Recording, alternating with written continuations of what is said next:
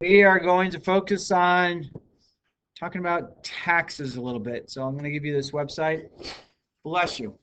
This is not the official tax form, but this is at least one that you could, if you wanted to do side work on, to see how things would take place. So um, a couple things on here: file status. So you can do single, married filing jointly, married filing separately, head of household, or a qualified widow.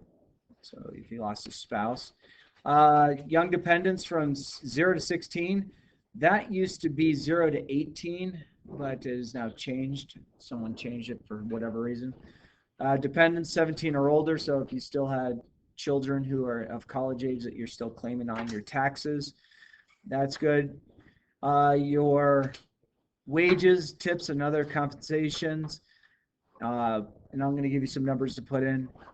Federal tax withheld, state income tax withheld, local tax withheld. These are all different things that you could put into this form. Interest from your income. So you get something called the 1099 form in the mail prior to tax season. That would give you that. Dividends, where they come from is if you have a retirement account or other account, stocks, bonds, anything like that. If you were collecting dividends, you're not redirecting them back in reinvestments. Qualified dividends, that's just a little bit different, but it comes on the 1099 form.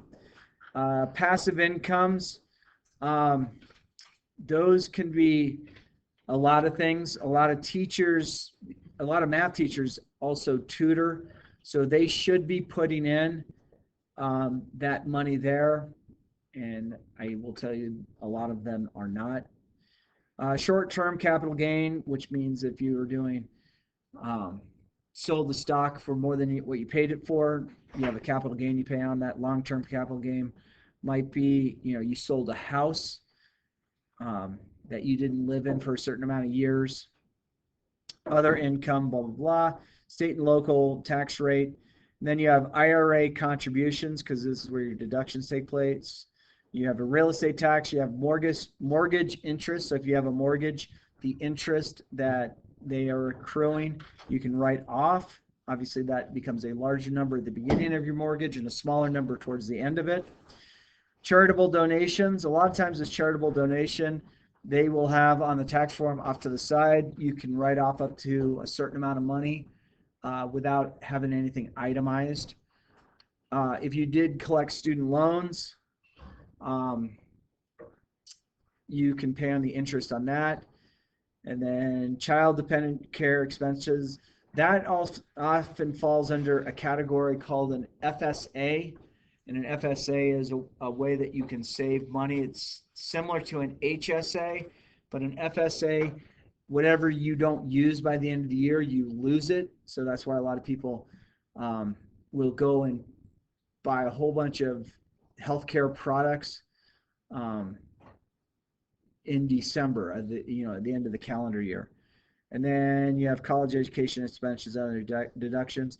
Once you do all that, if you hit calculate, it'll give you an estimate of what your tax refund would be, rounded to the nearest dollar. They're not taking it out pennies and cents.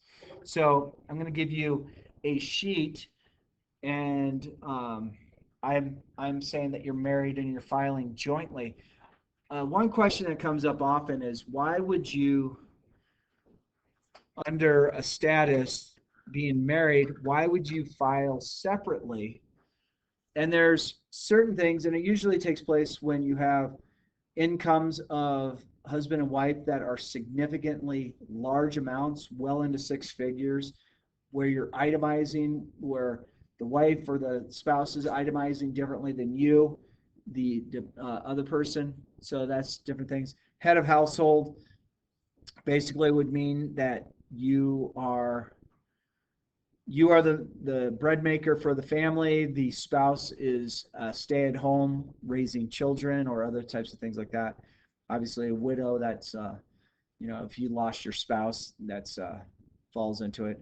And all of these types of things change different tax rates at different times. So yes, we do have that graduated income tax that does take place, but this is just gives you something. So I'm going to give you one way to go through and figure it out, and any of the other spots that aren't listed, you just put 0 in and just ask what the refund is, and then play around with this site a little bit, see what it's like to make $1 million a year, and how much do you actually owe.